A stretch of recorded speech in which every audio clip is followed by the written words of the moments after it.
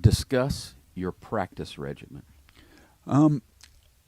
It depends, again, on what I'm getting ready for. Like if I'm learning a new album, well, then that's really the practice itself. I might do a little warm up, some chromatic exercises just to get the fingers going, scales, things that are comfortable. And then once I'm really feeling comfortable, then it's like, okay, let's get in and dig into these parts. And one thing I've talked about this before, but learning complicated songs, complex music, it's best to take it part by part.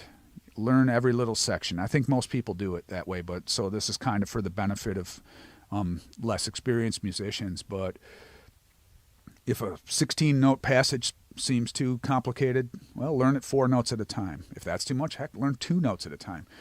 Basically, if you can play all the component parts, you'll eventually be able to string it all together when you've practiced it enough, practice slowly. So some of these things, like when I first hear Rob or Pat play a song, I'm like, oh boy, that's going to be pretty rough, but I'll just learn it part by part, and eventually it flows together. You just have to do it slowly at first, and learn it section by section. There's just no way to learn something complicated, at least not for me, to learn it all at once, in one sitting.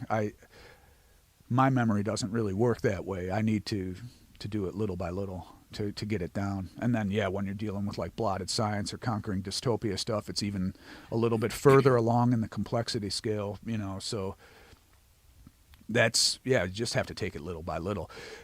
When you think about it, though, and again, I'm borrowing an answer that I did for, I believe the recent podcast I did with Dark Glass, I talked about this, but let's say a guy knows 30 AC/DC songs, that are relatively straightforward. He knows 30 of them.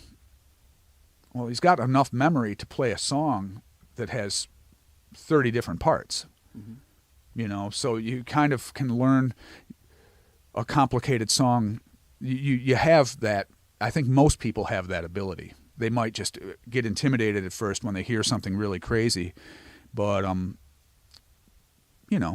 if you can learn 30 different songs, you can learn 30 different parts that occur in one song. And then it's just happening over a shorter period of time, but it's the same amount of memory. And then all of a sudden it's, you've got something that's more like Rush or Dream Theater or whatever, but it's just more parts in a shorter amount of time. But even musicians who are playing music that might seem simple, if they know 100 songs, they actually know a lot, like it still requires a lot of memory to have this massive catalog of songs. I know guys in cover bands, they know hundreds of songs, so that is, to me, is as impressive as knowing a few complicated ones, right. So just back to I've gone off a little on a tangent here, but like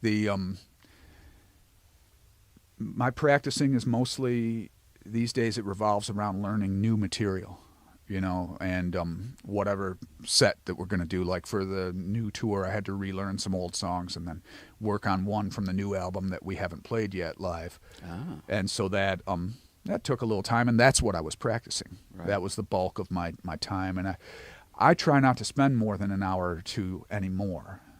I think when you're first starting out and you've got that really heavy momentum and you just can't keep away from your instrument, by all means, take advantage of it if you're not hurting your body.